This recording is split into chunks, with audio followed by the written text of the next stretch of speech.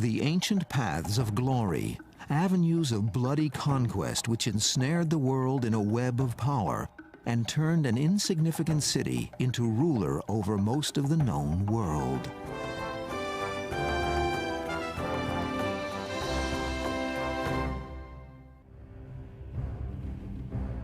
Road building is one of the great indicators of a successful civilization. A society must have long-term success to invest the time, manpower, and money to build an infrastructure designed to last. It's not that the Romans were the first to build highways and byways of any significance. The Greeks and the Persians did, and so did the Etruscans, the civilization that predates the Romans in Italy. But no one before them had built with the long-term planning, precision, and scope of those the Roman Empire left behind. The first great Roman roads were begun in the 4th century BC. They were still building them in the far reaches of the empire as late as the 4th century AD. So in total, Roman road building stretched over 8 centuries. The major objective was to ensure that no major point anywhere in the empire was isolated. So the road system developed with major arteries running from major towns on 3 continents: Europe, the Near East, that is Asia, and North Africa. Not all of these were paved. Popular conception is that they were paved with stone. The lesser ones would tend to be tracks, but kept up, that is to say, raked over or whatever. The technical word is metalled, that is, they'd have gravel and crushed stone on them. The main roads would be blocks of stone carefully fitted together and very carefully built. It is generally accepted that the first of the great paved Roman highways to be built was the Via Appia. Here is one of the relatively well-preserved segments of the Via Appia Antica. The name Appia comes from the name of the censor, Appius Claudius Caecus, Appius Claudius the Blind, who built the thing, or started the thing, in 312 BC. The road was the first one to extend the Roman road system really outside of the area immediately around the city. The ultimate aim of the road was to take Roman troops from here down to the ancient city of Capua, near the modern city of Naples. Appius had convinced the Senate this project warranted their approval. He then oversaw the massive undertaking of building a thoroughfare to Capua, the place where the Roman legions had recently defeated the Samnites, a distance of 132 miles. The paving stones were quarried from a deposit of silex lava. They were cut, shaped, polished, and fitted so closely together that a knife blade often couldn't fit in between them. The roadbed was 15 feet across and only widened near the gates of the city to accommodate more pedestrian traffic.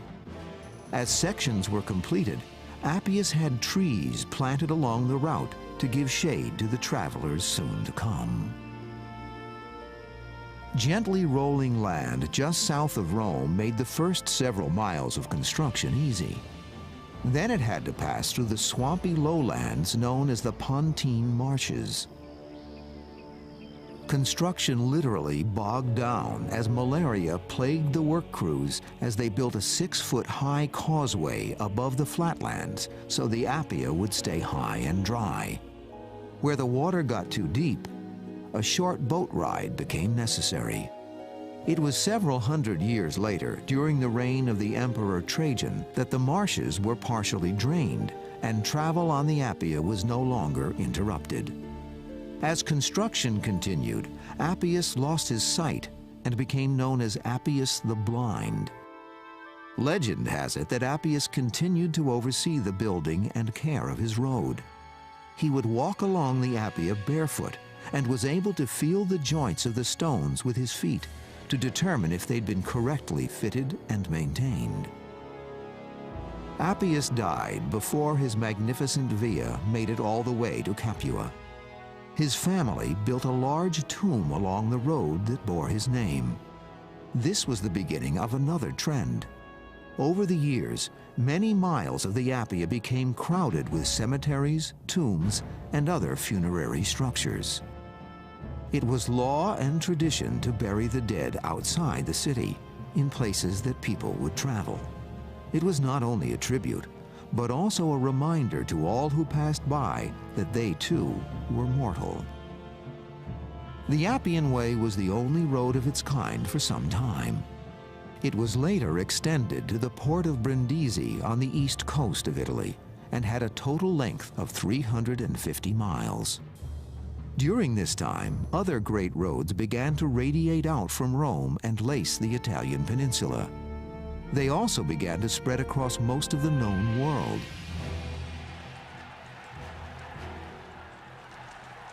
It wasn't too long before, at the height of the empire, all roads would indeed seem to lead to Rome.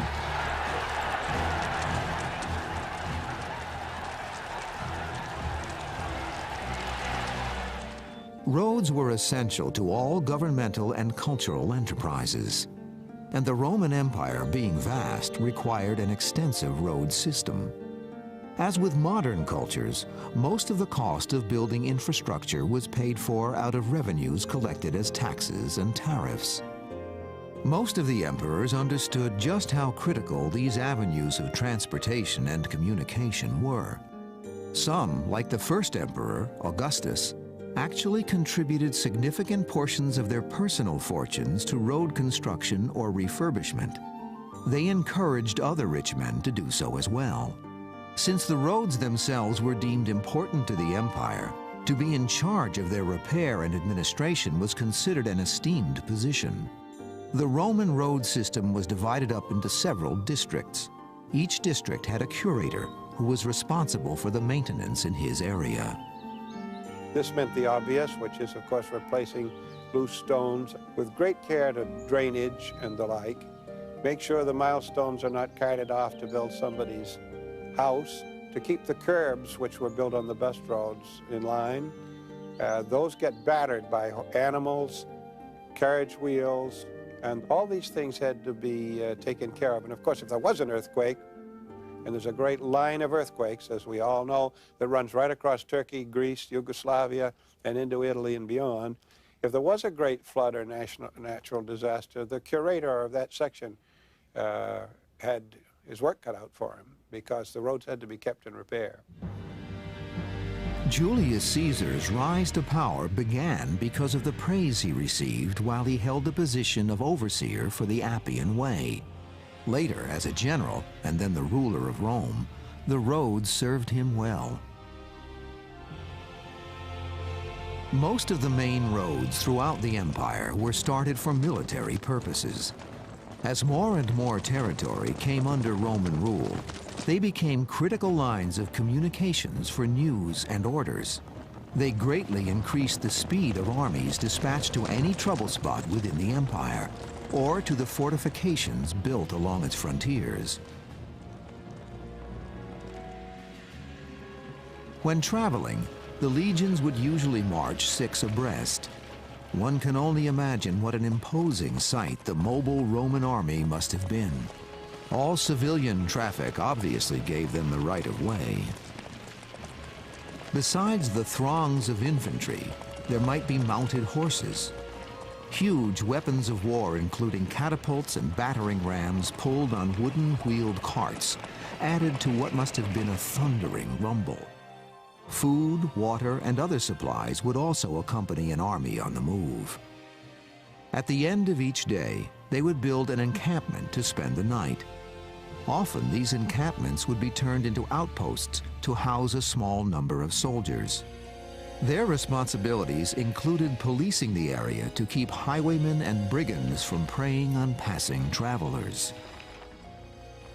In the eyes of some emperors, the building of the roads served a purpose beyond the obvious military and economic ones. Public works construction kept the army busy between wars. Busy hands are happy hands, and idleness is the devil's playground are 2 axioms that the rulers of Rome would have understood well.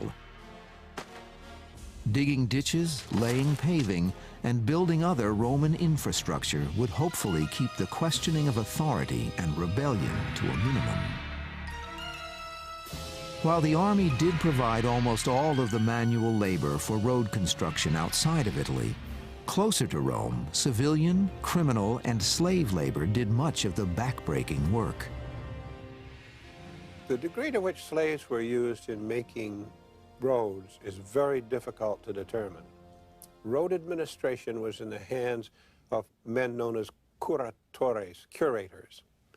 And they varied in their authority and the district which they were in charge of. And they would be allowed to hire slave gangs, freedmen and the like, and ordinary citizens to work.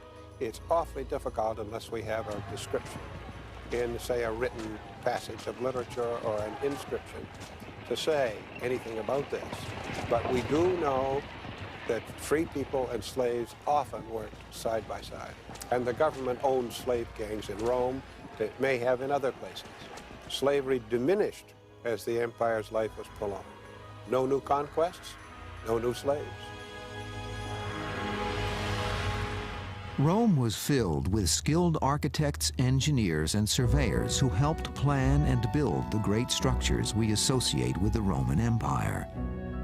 The building of a road was planned and executed with the same care and effort that went into the colosseums, arches, and aqueducts.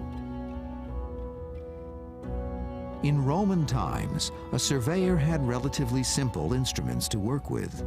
The compass had not yet been invented, so a sundial was used to determine direction. A groma was a device made up of two perpendicular sticks with hanging plumb bobs on the top of a staff. It helped lay out straight and level routes. Actual construction usually began with the digging of ditches on both sides of the planned road to drain away any excess water. Preparation of a foundation was the innovative step that set Roman highway building apart from anything attempted before. A trench was dug down to a layer of rock or clay, then was filled with layers of sand, small rocks, and possibly concrete. The climate and the type of soil determined how elaborate the foundation had to be in any given area. Finally, the paving and curbstones that had been cut and shaped by skilled stonemasons were fitted together with great precision. The roads were designed to be a little higher in the middle, so the rainwater would run off to the sides. The fact that this work was done with basic hammers, chisels, picks, and spades makes it clear how much manpower must have been expended. The removal of excess dirt was done in basket loads. The wheelbarrow, already in use in China, was not yet part of European technology. The impressive end result of all this planning and labor did not go unappreciated. The Greek author and philosopher Plutarch had this to say in around 120 BC. The roads were carried straight across the countryside without deviation, were paved with hewn stones and bolstered underneath with masses of tight-packed sand. Hollows were filled in. Torrents or ravines that cut across the route were bridged. The sides kept parallel and on the same level. All in all, the work presented a vision of smoothness and beauty. The bridges that were built across the rivers and ravines are further testimony of the engineering skill and advanced building techniques of the Romans. One method the Romans employed on some of the larger bridges over water was to use a series of barges to create an initial foundation and work platform.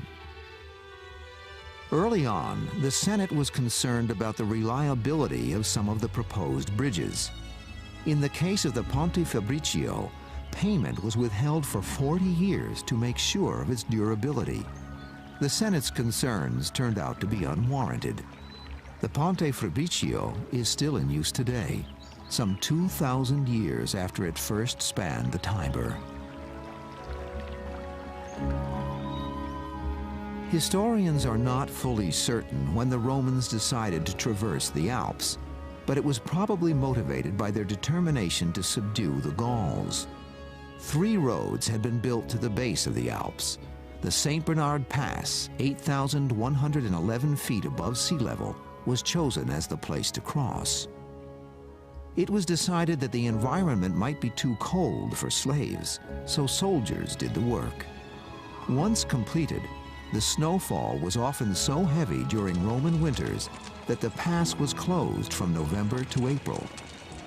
At the highest point in the pass, a temple was built, along with a rest station that also housed men assigned to rescue travelers lost in the snow. Road building in the different territories of the expanding empire often presented challenges to the construction crews that were formidable, but never insurmountable. For example, construction in Spain was problematic. It was mountainous, suffered from bad weather, and was infested with bandits. But Spain's wealth of raw materials and precious metals made it worth the effort. According to Plutarch, the decision to mark all the main roads with milestones was made around 120 BC. The Roman mile was based on 1,000 military paces, which comes to around 4,800 feet, a little shorter than today's mile. The milestone was made to have an average height of about 7 feet and weighed around 1,000 pounds. The information carved into it usually included the name of the road, the mileage, and the name of the emperor in whose reign the road was built or renovated.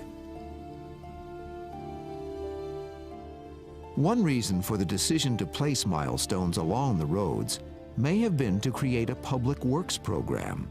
Slaves had taken work away from the underclass, and unemployment and crime were becoming problems in Rome. Thousands of milestones were quarried, carved, and hauled all over the empire. In a sense, of course, it's not that all roads lead to Rome, it's that all roads lead from Rome. Roads led from Rome in order to control Rome's empire. And the golden milestone, which was erected by the Emperor Augustus in 20 BC, was a great, huge, in fact, not made out of gold at all, but marble milestone with the distances in bronze plaques to the great cities of the empire from that spot. It was just under the Temple of Saturn. Part of the reason that Augustus chose this part of the city, and particularly this part of the Forum, to erect the milestone was that it's the political center of the Forum. This was the part of the Forum where the Senate negotiated decisions of war and peace, where all the laws were made and passed. And so it made sense in that way to have the center of the Roman world be there. But in a sense, it's metaphorical. The roads don't really converge in the center of Rome. They converge only at the gates, so they converge at the wall. But for Augustus, Rome had become a capital city of an empire, and he needed for his political agenda a physical center, a metaphorical center. We will never know exactly what was inscribed on the golden milestone. It disappeared shortly after the fall of the empire, probably ravaged for its bronze plaques, which could be removed and melted down. Roman roads were often dedicated and named in honor of the powerful emperors of Rome. Even though they were important militarily, they were built for everybody to use. Ordinary people used the roads like the rest of us, or for religious purposes, seeing temples, visiting oracles, going to Athens for a bit of education. But of course, the way that the roads penetrated furthest into ordinary people's lives were that they brought products from all over the empire to Rome. The roads connected Rome to India and the spice trade. And the grain that went into the bread that people ate wasn't grown next door. It came by sea from Africa and Egypt, but then up the roads to Rome. There's a customs tariff from Africa, which shows all the things that traveled along these roads. Everything from fish paste, garum, to slaves coming up from the Sahara Desert, to horses, mules, animals, cloth, purple dye. Anything that you could buy was likely to have traveled along one of the great roads. At its peak, Rome had over 1 million citizens, and it had to be constantly supplied by the local farmers. On an average day in the 1st century AD, chariots here would have been a much rarer sight than farmers taking their goods to market. The curious thing is that with all the effort in building and maintaining a magnificent road system, it was not the best way to transport bulk goods. The Romans never perfected a type of harness that enabled horses to pull heavy carts or wagons. They were originally designed for slow-moving oxen and would press on a horse's windpipe when pulling a heavy load or going uphill. Of course, when possible, the more practical way to transport goods was by water. Boats were often much faster, thus much less expensive. It was only the Romans' fear and suspicion of the sea that kept shipping from becoming the main method of transport to far-off destinations. One of the most interesting commodities being shipped along the roads was the astounding menagerie of wild animals then being captured all over the Roman world. Some became pets or parts of collections of the rich and powerful. A majority of these exotic species ended up in the spectacles being staged at the Roman amphitheaters. Sometimes hunts would be reenacted. Often, different species would be pitted against each other. Many times, it was man against beast in a battle to the death. The death penalty for criminals was often carried out by ravenous animals for the entertainment of the spectators. Christians suffered the same fate during the period of the Great Persecutions.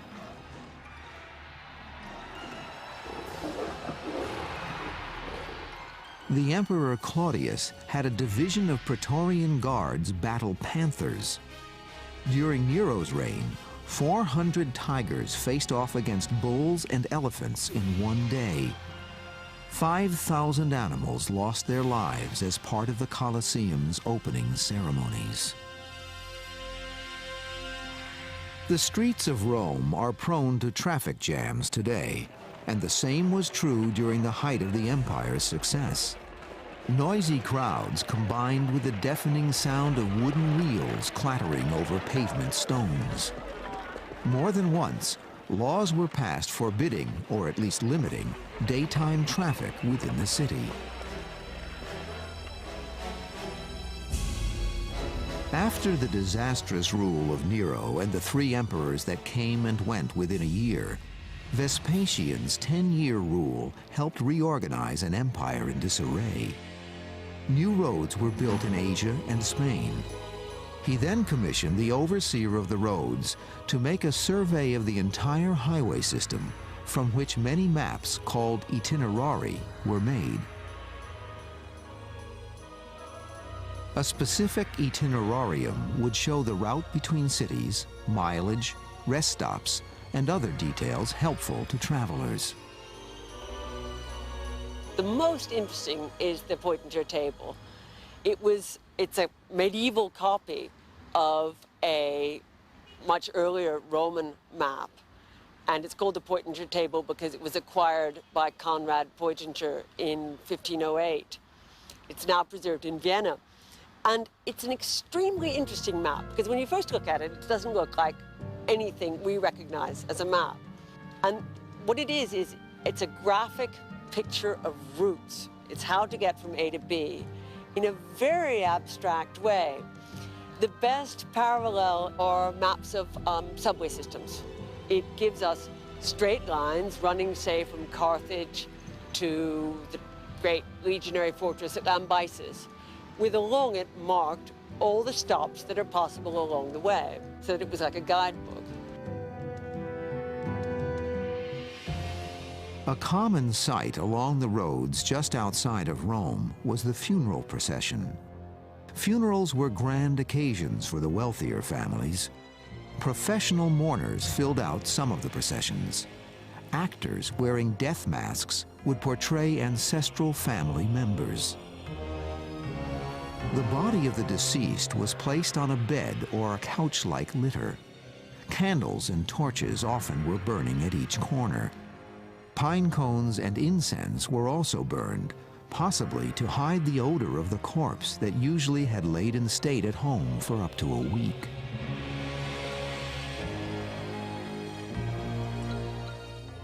Early on, most of the funerals were cremations. Later, interment became more popular. For the elite, size of funerals and tombs clearly became a case of status-seeking one-upsmanship. But such competition was considered inappropriate, and laws were passed to restrict the number of professional mourners allowed in a procession. Family members would visit their interment sites. Pagan Romans believed that the recently deceased still needed to be nourished with food and drink. But the most impressive spectacles to happen on the roads of Rome were grand processions called triumphs. When a general concluded a major war and came back to the city of Rome with his army, he would wait outside the sacred boundary of the city, the Pomerium, and he would get permission from the Senate to enter the city. And when he did it with his entire army, with all the prisoners he took in the war, with all the spoils, and they would follow a certain prescribed route through the Campus Martius, starting at the Circus Flaminius, through the Circus Maximus, and then they would come down the Sacra Via, through the Forum, and then up onto the Capitoline Hill to the Temple of Jupiter.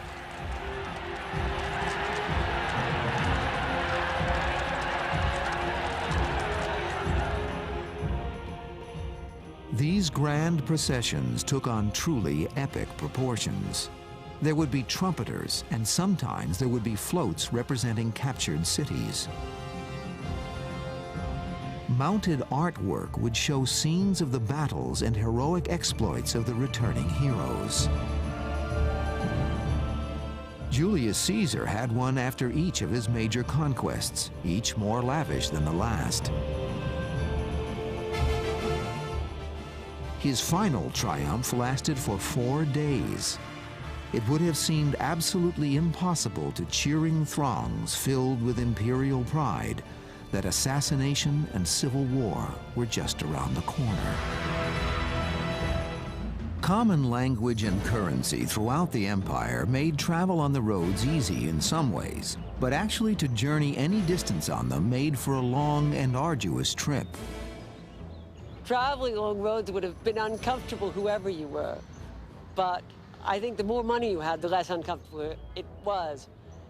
If we drive along the Appia today with modern suspension, it's still a very bumpy road.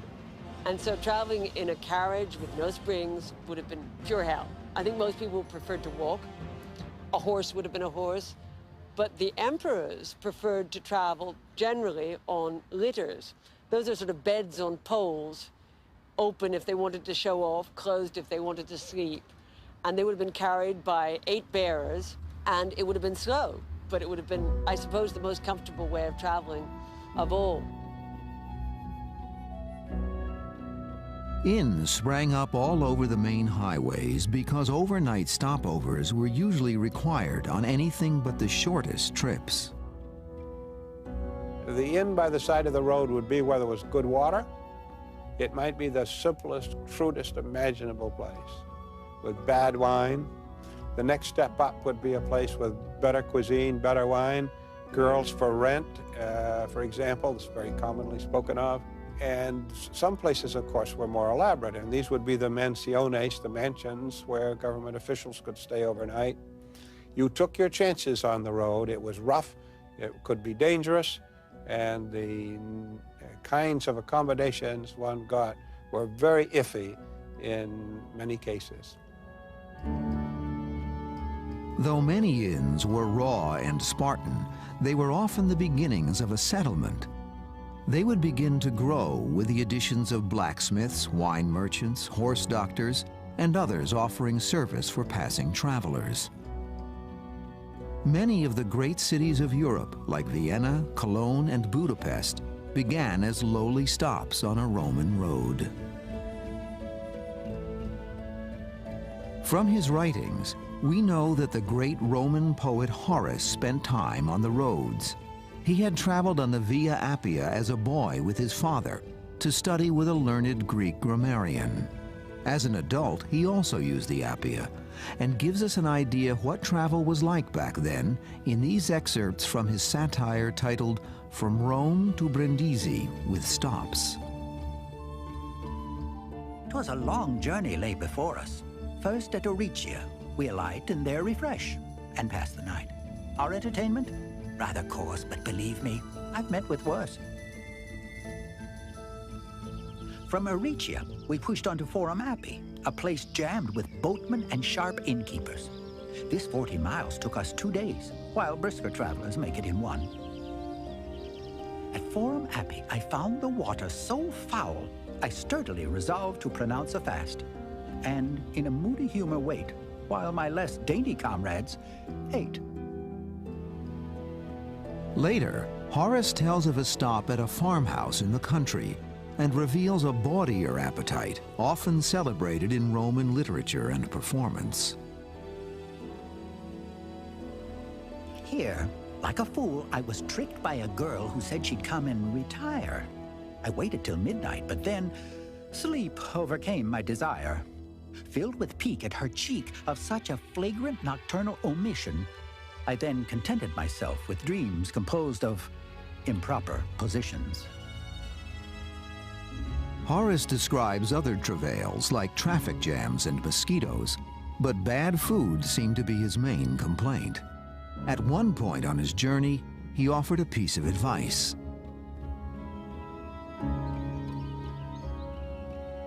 From hence in chaises we were carried 24 miles to town with many a sign. Their bread is deemed such a dainty fare that every prudent traveler loads with many crusts.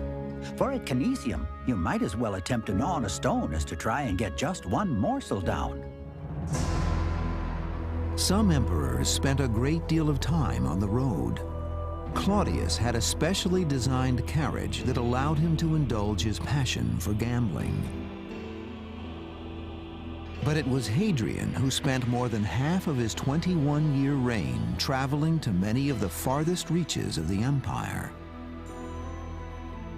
Hadrian suffered a tragedy during his travels. His young male companion, Antinous, drowned in the Nile.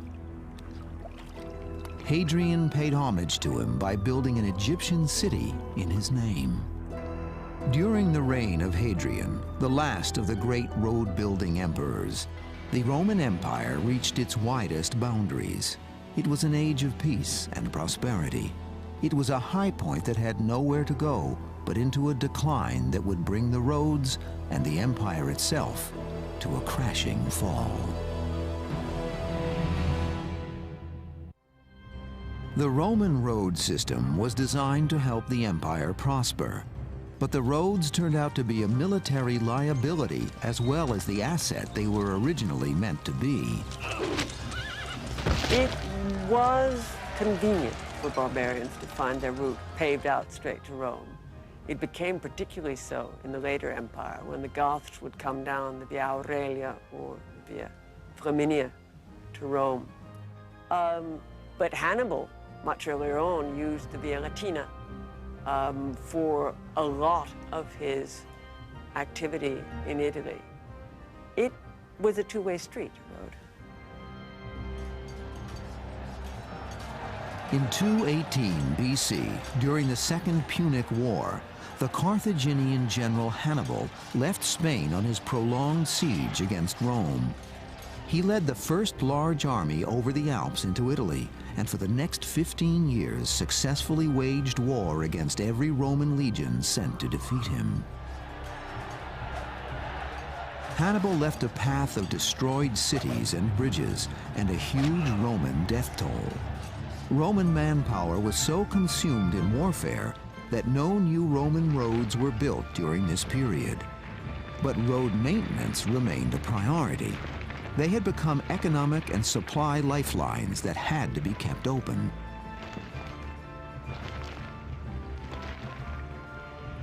After 25 years of warfare, Rome had lost 500,000 men in battle. It was then Publius Scipio's turn to take command. He decided to no longer fight a defensive war and took the risk of striking at Carthage itself. In 204 BC, Scipio and an army of 25,000 men landed near Carthage. Hearing of the invasion, Hannibal headed back to North Africa. The Roman legions were far more skillful than Hannibal's war machine. Hannibal's army was soon outflanked. Victorious, Scipio took Hannibal's mother's name and became Scipio Africanus. Usually, after a victory, Roman roads would soon follow. But it was felt that Carthage was still dangerous. It wasn't until much later, when the city was literally leveled and then rebuilt under Roman rule, that it would have the advantage of being part of the great highway system. Not all resistance came from those fighting to keep from being absorbed into the empire. Sometimes rebellion came from within, from those tired of living under oppression. The most famous of several slave revolts in the Roman world took place just before the establishment of the empire, in the 70s of the century before the Christian era, and led by a slave named Spartacus, who seems to have been both intelligent and humane. He rapidly gained many followers when he started this revolt, and he and his followers moved from southern Italy all the way up to northern Italy to the Alps, but his followers wouldn't go any further. They wanted to plunder.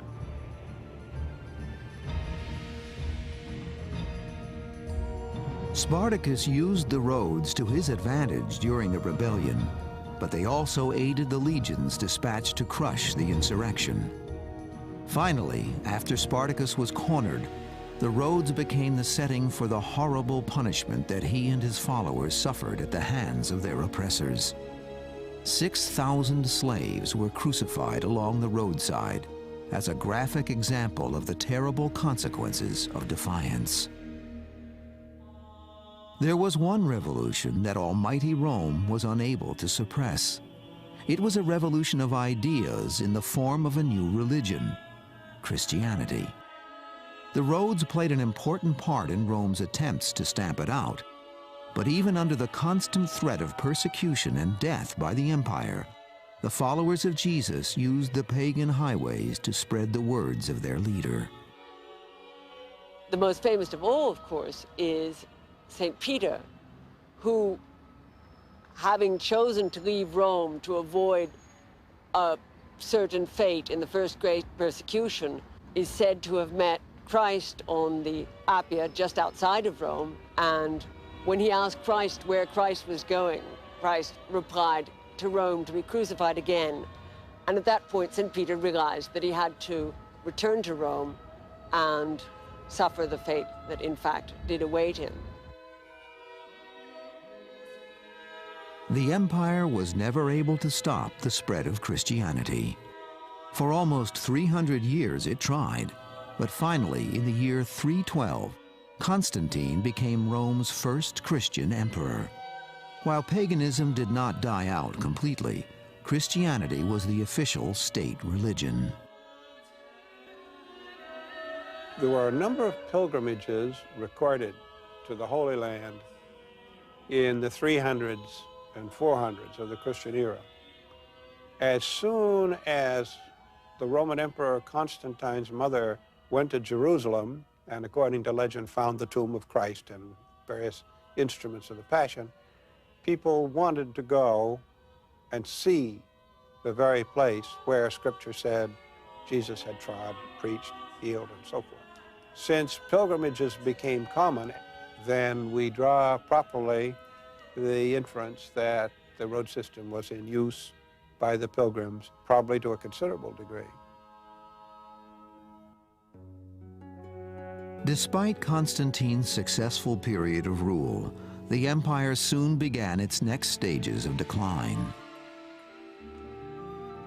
First, Rome lost its grip on the conquered territories outside of Italy. Then, Italy itself broke up into several independent states. This upheaval signaled the end of greatness for the road system as well. During this era, there was not enough money for maintenance, and the beautiful paving stones were often pried up, used as building blocks for feudal castles and fortresses. Most of the tombs and other structures along roads like the Appia were plundered for building materials. Over the centuries, others fell into disrepair and became hideouts for bandits. In the Dark Ages, knowledge of the once great Roman Empire was all but lost, and the remnants of the great Roman roads in Europe were often believed to be the work of giants, demons, or the black arts. During the Renaissance, some influential artists, including Michelangelo, made unsuccessful appeals to save the Appia. It wasn't until the mid-1800s that any attempt was made to preserve what was left of it. Today, the old highways still hold up under modern traffic near Rome. After 2,000 years, portions of the old Roman roads spanning 3 continents remain amazingly well preserved. Yet perhaps it's not so amazing. These roads, after all, were built by people convinced that their empire would last forever. It is a vivid lesson in determination that we can only learn by going in search of history.